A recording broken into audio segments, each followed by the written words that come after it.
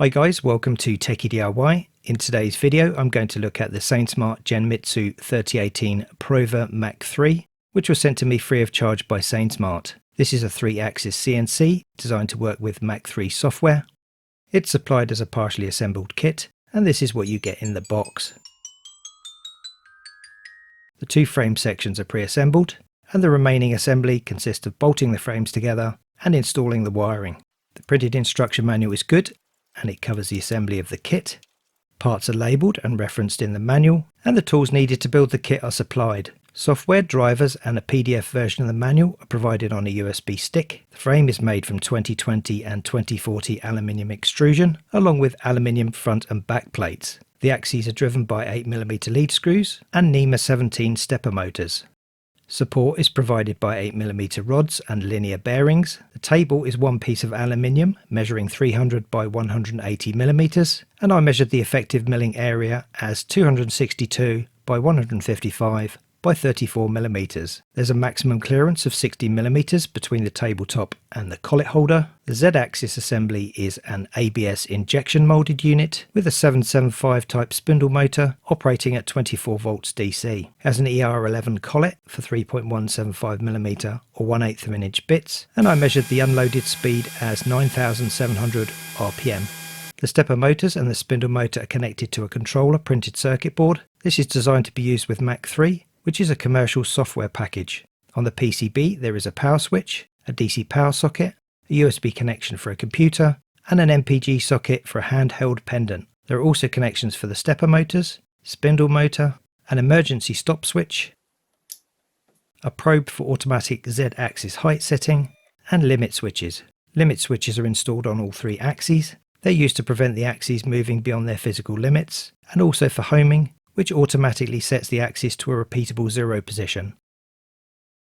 The limit switches are connected to the control circuit via optocouplers. A heatsink helps regulate the temperature of the stepper motor drivers, and they are also connected to the control circuit via optocouplers. The drive current for each stepper motor is preset, but it can be changed by adjusting the potentiometer. There are connections for a 4th and 5th axis, and also a variable voltage signal output for controlling the speed of an external spindle motor. The power supply is a brick type with a C8 figure of 8 input connector. It has a 110 or 240 volt input and a 24 volt 5 amp DC output. The differences between the original 3018 MX3 and the new 3018 PROVer Mach3, other than the colour, are that the PROVer front and back plates are made from aluminium rather than Bakelite.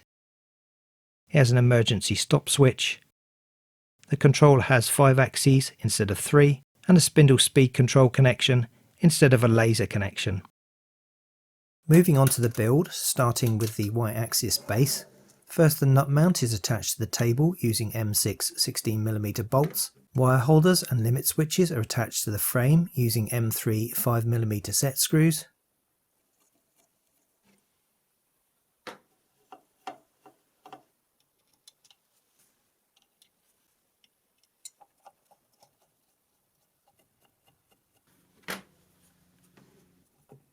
Rubber feet are installed on each corner of the base. Limit switches and wire holders are also installed on the gantry.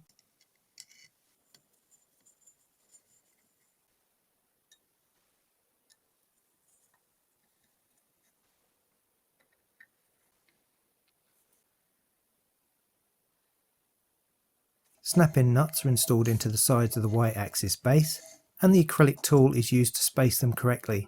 The gantry is now offered up to the base and attached with M5 14mm bolts.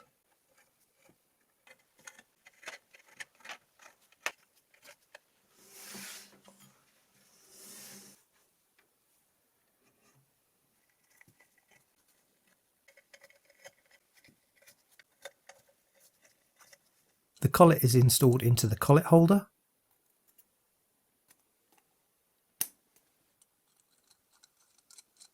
And the spindle motor installed into the motor holder on the Z-axis.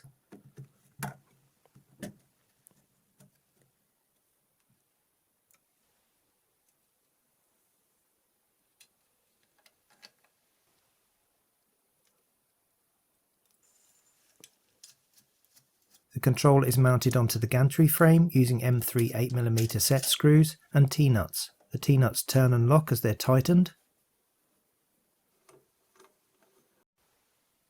That's the basic mechanical construction finished. Now we move on to the wiring, starting with the limit switches. First, the X-axis limit switch cables are plugged in.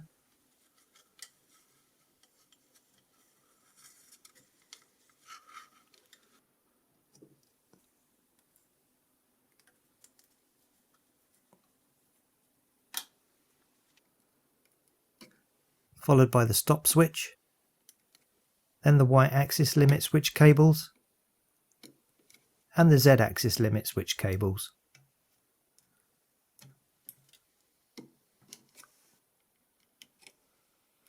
Next, the stepper motor cables, starting with the X-axis, and then the Y-axis, and the Z-axis. The spindle motor cable is installed.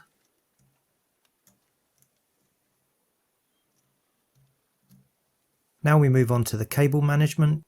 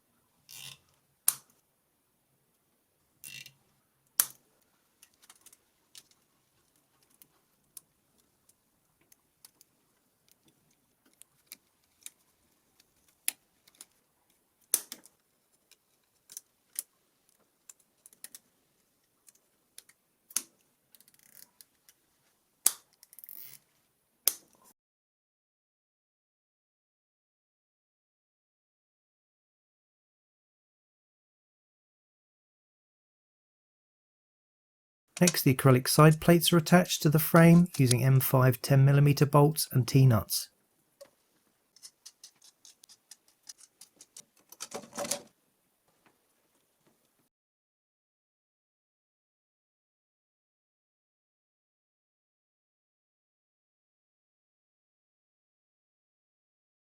The power supply is plugged in, and the USB cable.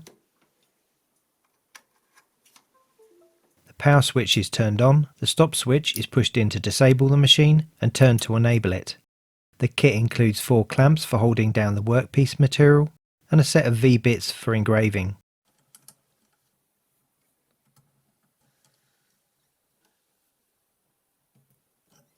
Software and drivers are provided on a USB memory stick. There are 2 choices of software for this machine, Drufel Cnc and Mach3. Drufel Cnc will run directly from the USB stick. The jog keys can be used to test that the axes are moving in the correct directions.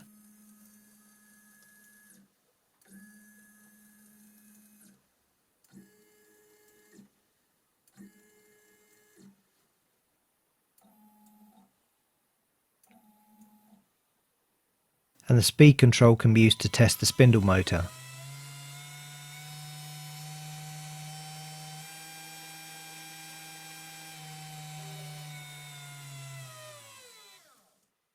The configuration can be viewed and modified under the Settings button.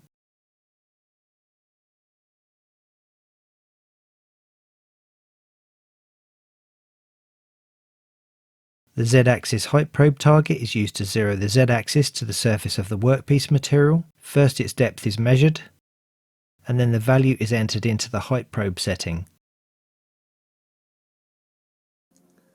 The probe lead is plugged into the controller. The crock clip is attached to the bit and the target positioned underneath. And then the height probe can be initiated with the Find button. To set the X and Y origin, we jog the axes into position and then 0 X and Y. Now we can open one of the example G-code files from the USB memory stick and send it to the machine by pressing Start.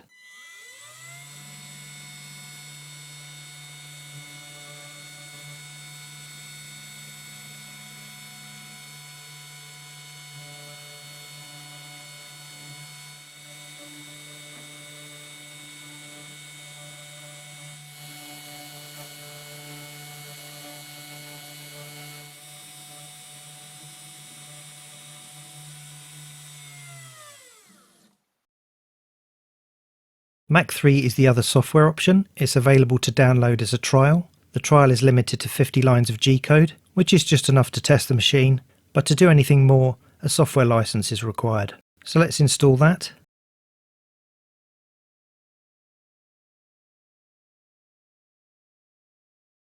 The parallel port driver is not required.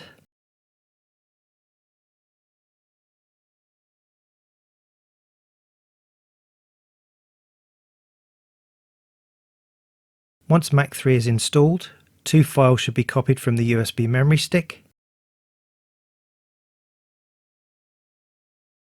First, the Mach3 mil.xml file is copied into the Mach3 directory.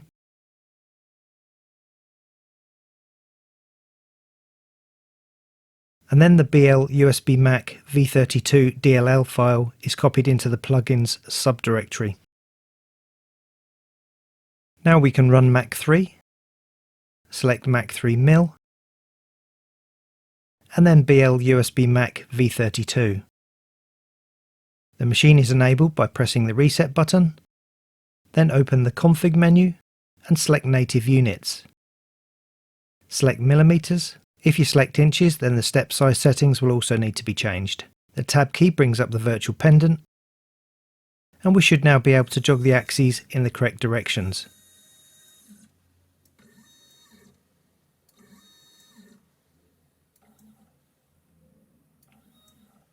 Homing can be configured by opening the config menu and homing limits. The home neg setting for the Z-axis should be enabled. The Z-axis will then home to the top of its range, and the home neg setting values for the X and Y axes can be set to your own preference. If they're not enabled, then the machine will home to the front left and it operates in positive space. The homing cycle can be initiated by pressing Ref or Home.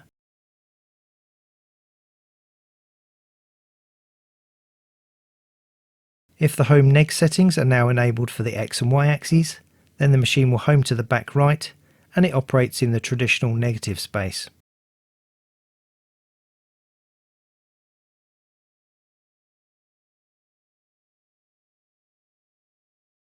Next, we're going to add a script to the Auto Tool 0 button so that it can be used with the Z-axis probe target. From the operator menu, select Edit Button Script and then click on the Auto Tool 0 button.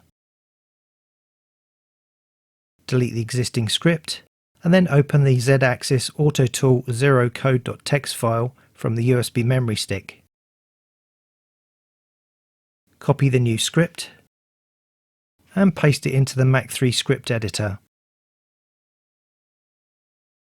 Change the tool height to the value that we measured earlier and save the script. Now we can connect the probe, and pressing the Auto Tool 0 button initiates the homing cycle.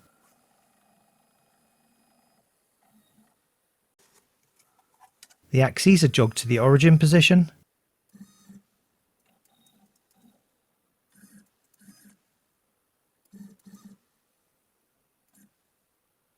and X and Y zeroed. Let's try another of the G-code examples from the USB memory stick. Open the File menu and select Load G-Code.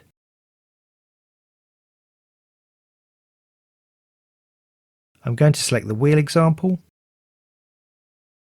and send it to the machine with the Cycle Start button.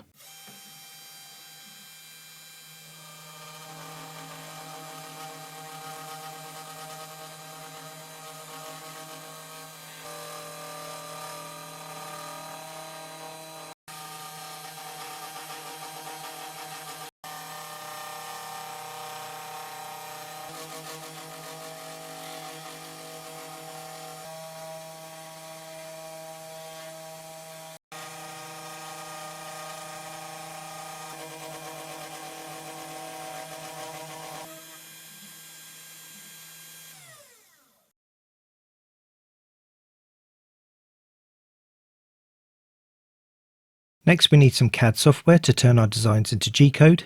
Two good free options are Easel, which is an online browser-based application that you can find on the Inventables website, and Carbide Create, which is a standalone Windows or Mac application that you can download from the Carbide 3D website. In this video I'm going to use Carbide Create. As part of the download process, you're asked for an email address. You should then receive an email asking for confirmation of the email address, and then a second email with a link to download the software.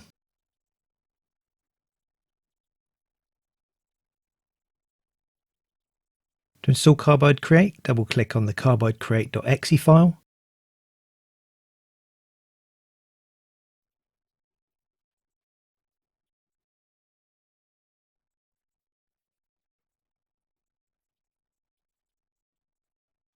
Once it's installed, we can open the Carbide Create app. First, we set up the job, select the units, the size of the material,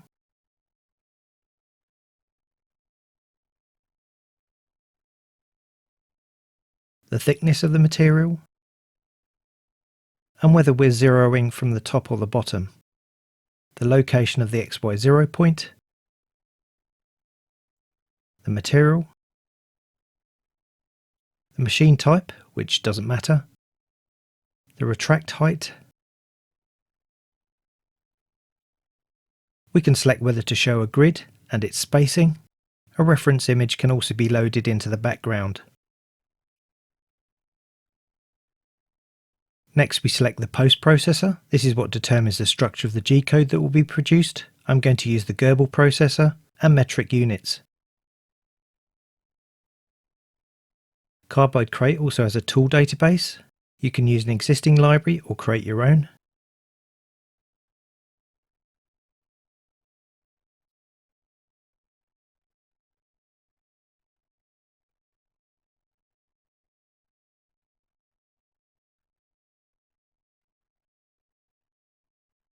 Right-click to create a new tool. This is a 3.175mm or 1/8 of an inch diameter end mill with two flutes.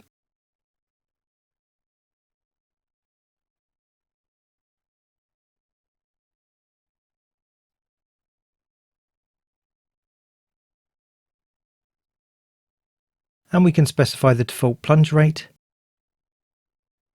feed rate, spindle speed and depth per pass.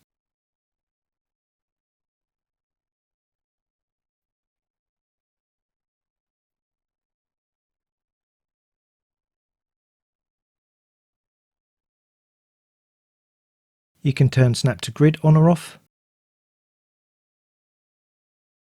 Now let's create some text.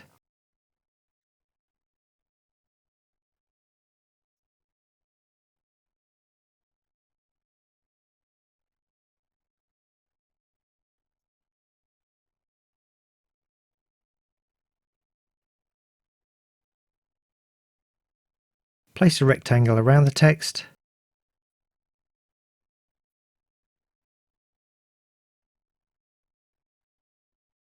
Change the corners to flipped fillets. Create another rectangle.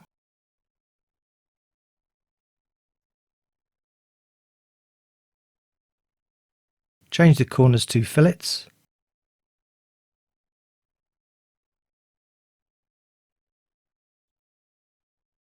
Align all the parts.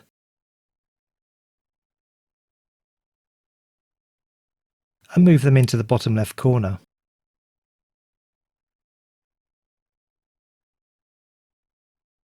Now we can create toolpaths for each part. First the text.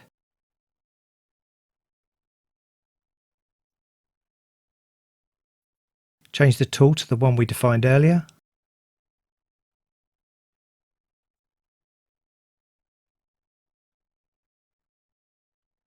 The cut depth is 1 mm, and we're going to cut out a pocket. Next, the inner rectangle.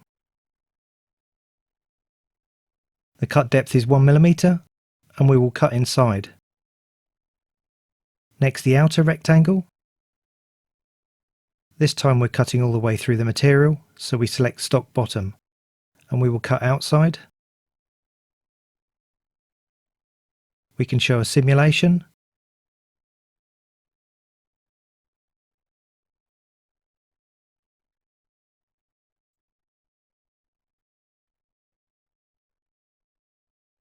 Save the G-code.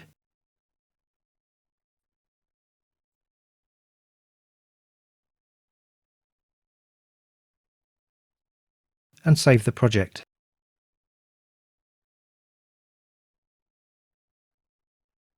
To cut this out, start by zeroing the Z-axis with the probe.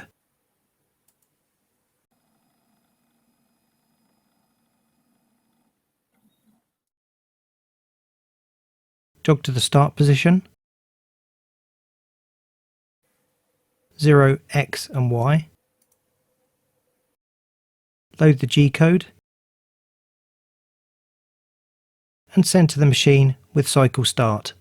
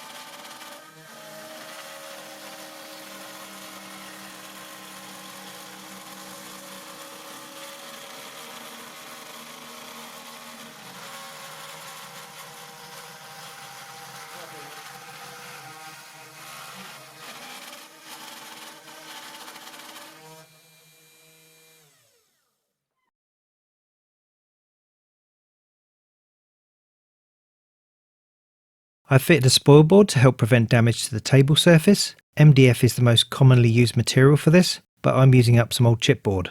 It's held down with recessed screws and T-nuts. To ensure the board is level, it should be surfaced. I'm going to use one of these super cheap 22mm surfacing bits. It has a 6mm shaft, so we'll also need a 6mm ER11 collet. It's worth buying a set of these. The 6mm and 1/4 inch collets are very useful. The existing collet releases by pushing it to one side.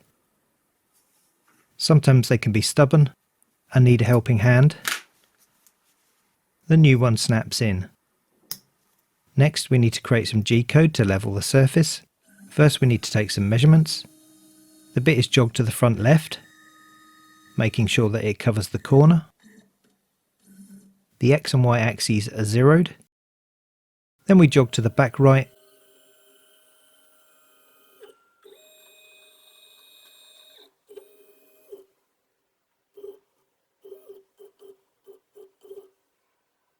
Again making sure it covers the corner. Take a note of the X and Y values in Mach3. In Carbide Create, set the stock size to the X and Y values that we just measured.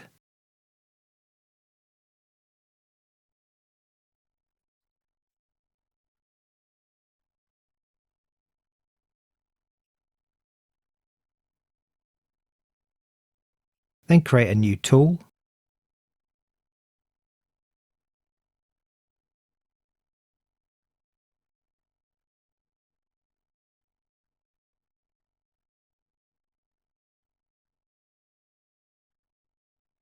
.01mm for the tool diameter.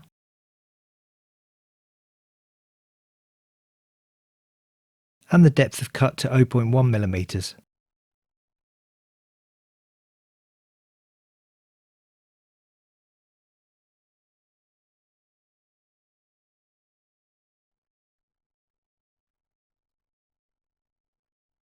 Now we can create a rectangle.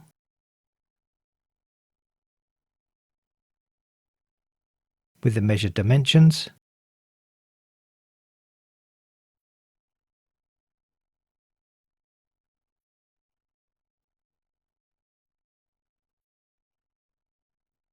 Starting from 0, 0.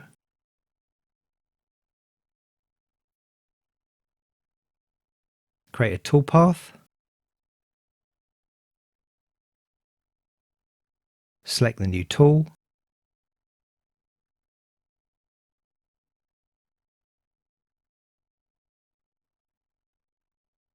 Change the step over value to 11mm, which is 50% with the 22mm bit. Leave the depth per pass at 0.1mm as we're only skimming the surface. Slow down the feed rate and the plunge rate.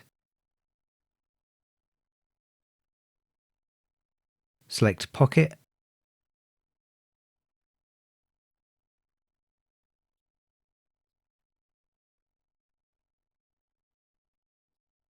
Save the G-code.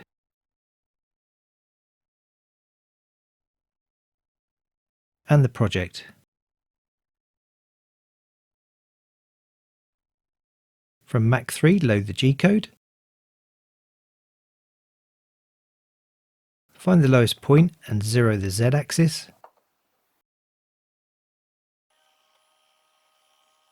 We have already zeroed X and Y earlier, so we can now send the job to the machine with cycle start.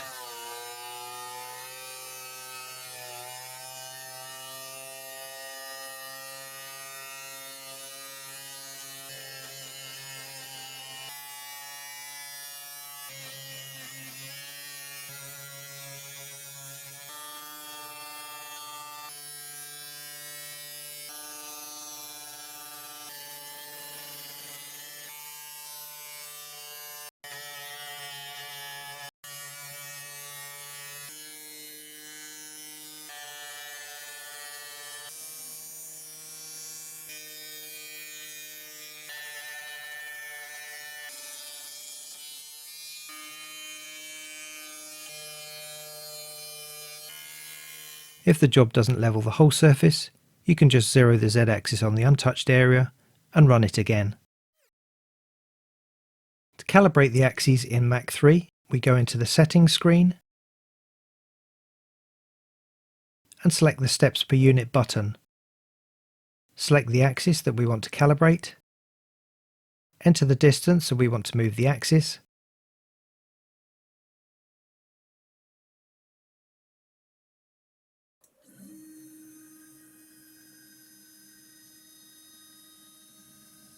measure how far the axis moved, enter the value. Mach3 will then calculate the new steps per unit setting and you can choose whether to accept it or not. We can do the same for the y-axis.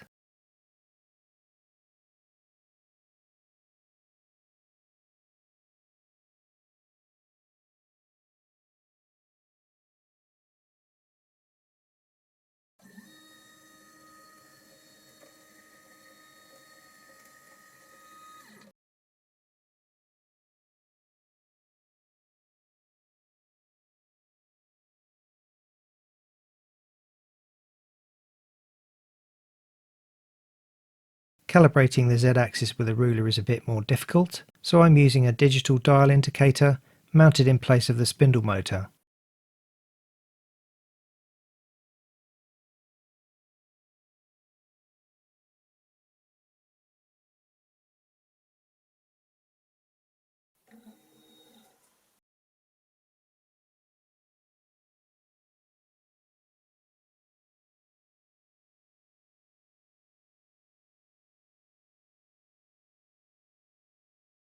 Dust control is important. One method is to enclose the whole CNC machine in a case. The other is to fit a dust boot and connect it to a shop vac or dust collector. I've created a design for a dust boot, which is going to attach to the bottom of the spindle motor using the two M4 threaded holes. For cooling, the motor has an internal impeller which draws air in from the end slots and out of the side slots. To avoid blocking the airflow, I've designed a spacer. I'm going to cut the parts from 6mm or 1/4 inch plywood.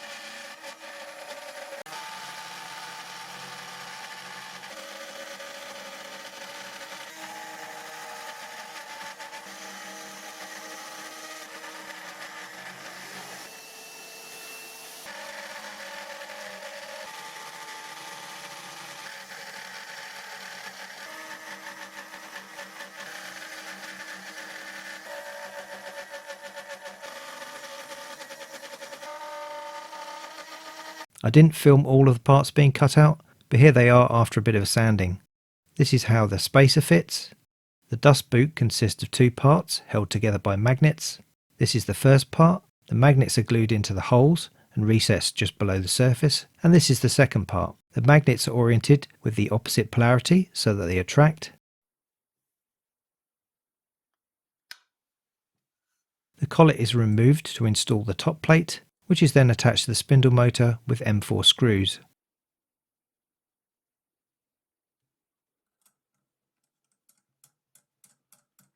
The shop vac hose is inserted into the hole. I think this is going to work, but if it doesn't catch all the dust, I can add some brush strip around the edge. To test it, I'm going to V-carve some MDF using this 60° V-bit.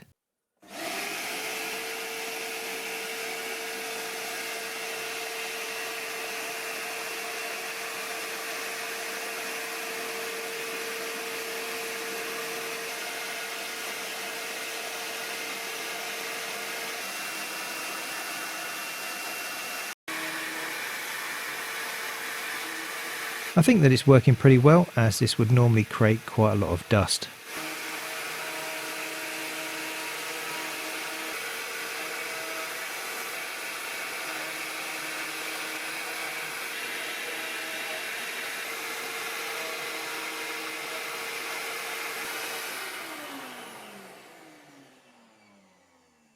Okay, so that's an overview of the 3018 PROVer Mach3. It's a good little CNC machine. Mach3 is excellent software with lots of options, and it's highly configurable. But remember that it does cost extra to purchase a software license. If you're interested in adding a laser or using the machine for PCB milling, then I'd recommend the Gerbil-based 3018 PROVer that I reviewed in a previous video instead, as it has better software for these applications. The product links are in the video description. They are affiliate links, which means that if you click on them and purchase something, I might receive a small commission. It doesn't cost you anything extra, but it does help me to make more videos. So thanks for watching, and see you again next time.